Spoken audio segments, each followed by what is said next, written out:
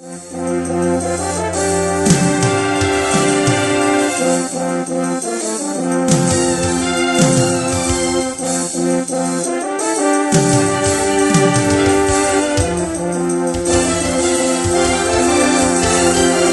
afternoon, Senator.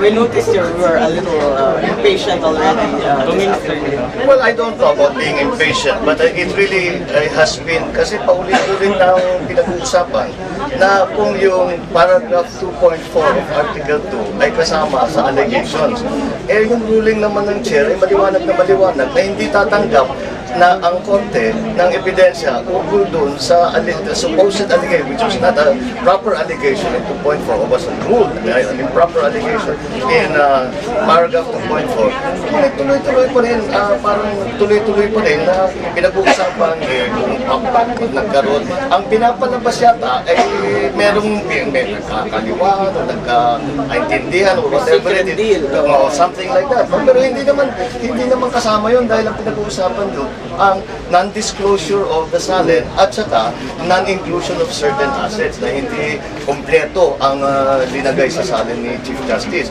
Kaya yung usapan na yan, iniisip ko, dahil nakikinig ako na mabuti, sinasabi ko, paano kung ngayong gagamitin? Itong testimonya na binigay nila sa amin, anong kinalaman nito dun sa Article 2? Kaya iniisip ko, pag dumating ang panahon na magbobotohan na sa Article 2, paano ko gagamitin yung informasyon na ibinibigay ng prosecution through their witnesses, through the documents, through their testimony of the witnesses? Saan ilalagay yung informasyon dito sa pagsusuri at paglilitis at pag-iisip kung paano ang boto sa darating na panahon dito sa Article 2. Kaya pinapaalala ko lang sana sa prosecution na ang ruling ng Senate President ay maliwanag na hindi tayo makikinig tungkol dyan, makikinig lamang tayo doon sa tinanggap ng korte, which is the non-disclosure of the SALN and the non-inclusion or incomplete SALN, yung kanilang allegation. As you pointed out, paikot-ikot nga kayo dun sa point ng 40% price adjustment or discount or whatever they want to call it. Can you say, and we asked this of Senator Cheese also, because of what was said on the floor kanina ng mga senators, are you convinced na wala na yung issue na yan, that particular piece of information? Well, again, we go back to the ruling. The Senate President made a very, very clear ruling, and as I said, he studied this a great deal, it was discussed a great deal, and eventually the ruling came down from the chair, and it was agreed upon by the other senator judges that yes,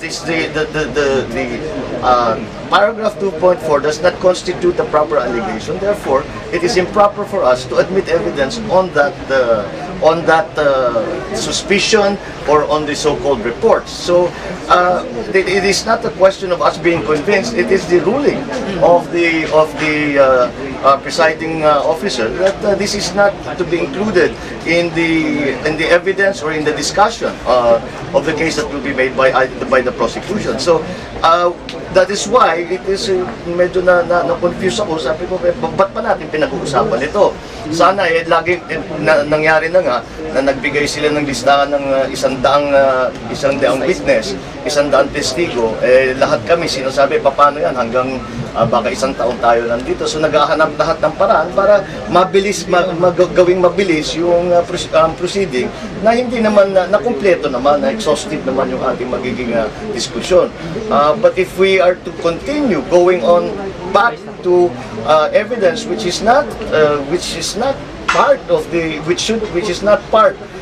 article that it pertains to allegations that have been ruled are not part of Article 2, mas lalong tatagal ito ng tatagal at hindi tayo makakabalik doon sa mga ebidensya, doon sa diskusyon, doon sa debate tungkol nga sa mga allegations sa SALN.